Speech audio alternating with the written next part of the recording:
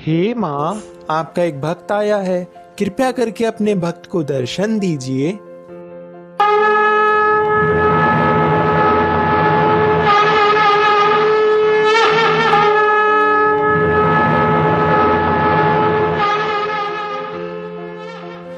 बोल पुत्र, क्यों पुकारा अपनी माँ को? माँ, आप नहीं जानती, नवरात्रें आ रही हैं। आपके सभी भक्तों ने आपके स्वागत की बहुत सी तैयारियां की है। आपके लिए विशेष स्थान बनाया है, आपके लिए मंदिर सजाए हैं, आपके लिए बहुत सारे फलों का प्रबंध किया है। अत्यंत सुगंधित फूलों से आपकी प्रतिमा को सजाया है। आपके लिए अत्यंत खूबसूरत लाल चुनरी सजाई है और भी बहुत सी तैयारियां की है। इसीलिए आपका ये पुत्र आपको आमंत्रित करने आया है और मेरे जैसे ना जाने कितने ही भक्त आपकी राह देख रहे हैं। कृपया करके उन्हें भी अपने दर्शन दीजिए। निसंदेह मुझे याद है पुत्र, भला मैं इतने विशेष आनंदमय दिन कैसे भूल सकती हूँ। परंतु आज वास्तव में यह दिन आनंदमय और शुभ नहीं है। इसी कारणवश मैं पृथ्वी पर नहीं आऊंगी पुत्र, फिर चाहे कितने ही भक्त मेरी राह देख रहे हों। यह आप क्या कह रही है माँ? इतना शुभ दिन भला अशुभ कैसे हो सकता है? मनुष्य निसंदेह मेरी पूजा करते हैं, मुझे अपनी माँ मानते हैं, परंतु नारी जिसमें मेरा रूप बसता है, जो अपार शक्ति का रूप है, उसी को प्रताड़ित किया जाता है। ना जाने कितनी ही महिलाएं प्रतिदिन घरेलू हिंसा, बलात्कार, छेड़छाड़ और ना जाने कितनी ही कठोरता भरी घटनाओं का शिकार होती हैं।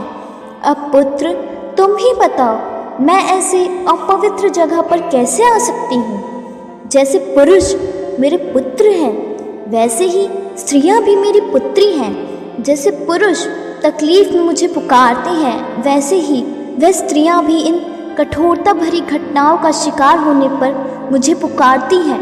यह सभी दृश्य मुझे बहुत पीड़ा देते हैं, बहुत विचलित कर देते हैं। मेरे ही पुत्र मेरी ही पुत्रियों के साथ इस प्रकार का व्यवहार कर रही हैं। परंतु हे माँ, आपके सभी पुत्र तो ऐसा नहीं करते हैं, तो इसमें उनका भला क्या दोष? आप उनके लिए तो आ ही सकती हैं। मेरे भोले पुत्र, तुम जरा सोचो, यदि तुम किसी विपदा में फंसे हुए हो और तुम मुझे पुकार रहे हो और बदले में मैं यह कहकर तुम्हारी सहायता ना करूं कि तुम विपदा में फंसे हो, इसमें मेरा क्या दोष? तो क्या सही होगा? निसंदेह तुम मेरी पूजा करना छोड़ दोगे, तुम मुझे पूजनीय मानना छोड़ दोगे। इसी प्रकार जब मेरी पुत्रियां विपदा में होती हैं, वह मुझे पुकारती हैं, साथ ही मेरे भक्तों की ओर देखती हैं, यानी कि तुम अच्छे पुरुषों की ओर उम्मीदों से भरी नजरों से देखती हैं कि तुम उनकी सहायता करोगे। ऐसे में जब तुम कहते हो कि इसमें तुम्हारा क्या दोष, जरा सोचो उन्हें कितनी कठिनाई होती होगी, उन्हें कितना बुरा लगता होगा। मेरी पुत्रियों को, मेरे स्वरूप को इससे भी ज्यादा कठिनाई, इससे भी ज्यादा बुरा तो तब लगता है जब समाज उन्हीं की गलती निकालता है, उन्हीं का दोष बताता है और बदले में उन्हें चुप रहने की सलाह देता है। मेरी पुत्रियों को, मेरे स्वरूप को क्रूरता भरी नजरों से देखता है। परंतु हे माँ, अब इसका क्या समाधान है? क्या इस वर्ष आपके प्रिय भक्तों को आपके दर्शन से वंचित रहना होगा? मेरे प्रिय भक्त, भला एक माँ अपने पुत्र पुत्रियों को दुख में कैसे देख सकती हैं?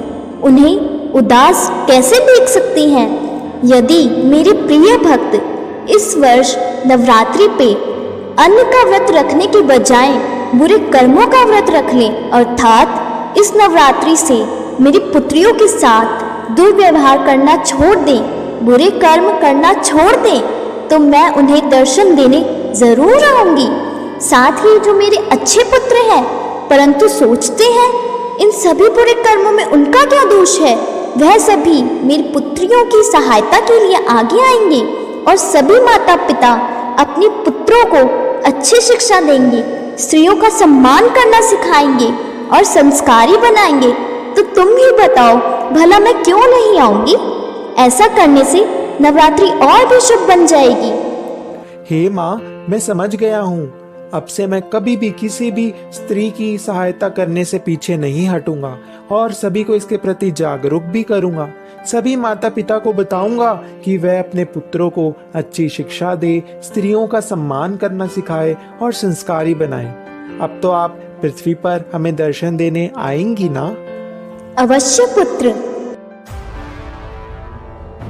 याद रखिएगा, यदा यदा हि धर्मस्य ग्लानिर्भवति भारत, अभ्युत्थानं धर्मस्य तदात्मनं सृजाम्यहम्। यानी कि जब जब धर्म की हानि और अधर्म और बुरे कर्मों की वृद्धि होती है, तब तब ही ईश्वर अपने रूपों को रखते हैं, अर्थात साकार रूप से लोगों के सम्मुख प्रकट होते हैं, धर्म की स्थापना और अधर्म के विनाश के लिए।